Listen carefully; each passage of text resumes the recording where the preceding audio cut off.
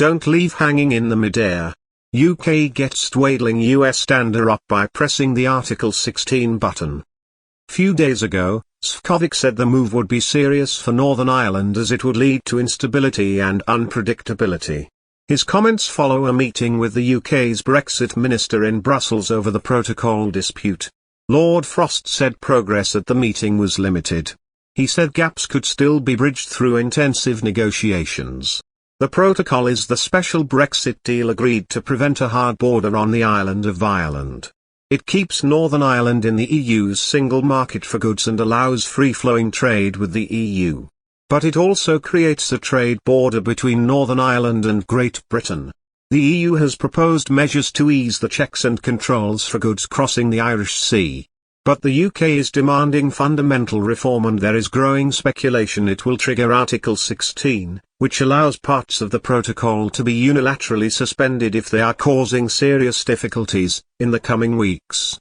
Mr. Scovic said triggering Article 16 would be serious for EU-UK relations. Following Friday's meeting, a UK spokesperson said Lord Frost had indicated the EU's proposals did not currently deal effectively with the fundamental difficulties in the way the protocol was operating.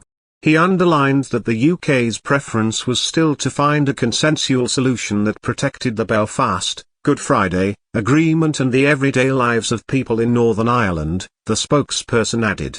Lord Frost has been urged to trigger Article 16 immediately as Britons react to talks with the EU stalling.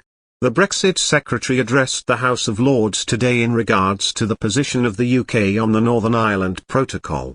In this statement, the 56-year-old said, "In my view, this process of negotiations has not reached its end. Although we have been talking for nearly 4 weeks now, there remain possibilities that the talks have not yet seriously examined, including many approaches that have been suggested by the UK. So there is more to do, and I certainly will not give up on this process unless and until it is abundantly clear that nothing more can be done. We are certainly not at that point yet. If, however, we do in due course reach that point, the Article 16 safeguards will be our only option.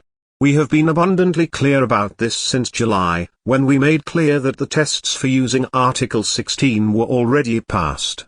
Nothing that has happened since has changed that. The EU, however, seem to be arguing something different at the moment.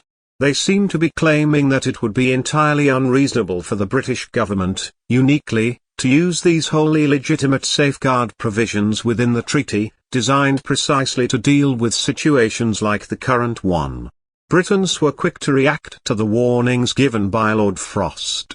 James Smith tweeted, "David, we voted to leave the EU to take back full control. We need to trigger Article 16 now."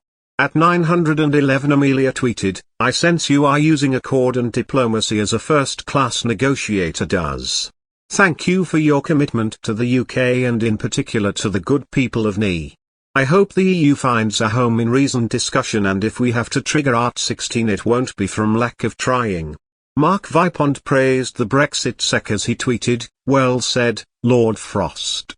This needs to be highlighted. The EU has flown into a panic, threatening reprisals and preparing for a trade war. Article 16 is there for a reason. The time may come to trigger it, but your calm approach does you credit." Derek Palmer tweeted, "You and Johnson were major players in negotiating this agreement. Own it. We really are not in a position to trigger Article 16, the consequences for GB trade if the EU pulls the plug are disastrous, as you well know. Besides, trade in NI is flourishing with Ireland. Besides,